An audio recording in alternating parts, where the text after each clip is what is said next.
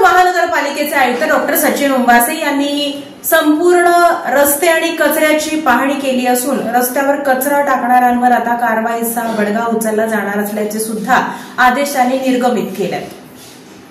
सोलापूर शहरात पावसाळ्याच्या पार्श्वभूमीवर महापालिका आयुक्त डॉक्टर सचिन उंबासे यांनी विविध रस्त्यांची प्रत्यक्ष पाहणी करत रस्त्यांची दुरावस्था, कडेला पडलेला कचरा आणि मालमत्ता कर वसुलीबाबतची स्थिती याचा आढावा घेतला।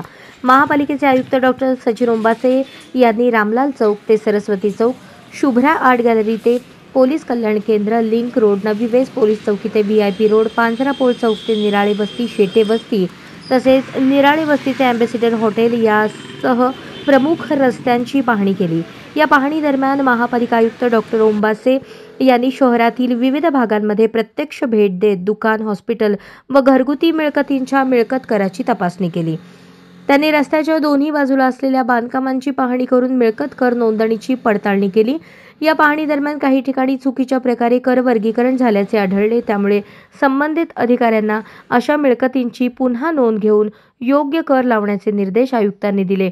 तसेच रस्त्याच्या कडेला साचलेल्या कचऱ्यामुळे आरोग्याच्या दृष्टीने धोका निर्माण होत आहे, त्यामुळे स्वच्छता विभागाने दररोज ठराविक वेळेत साफसफाईची कार्यवाही करावी व कचरा व्यवस्थापन यंत्रणा अधिक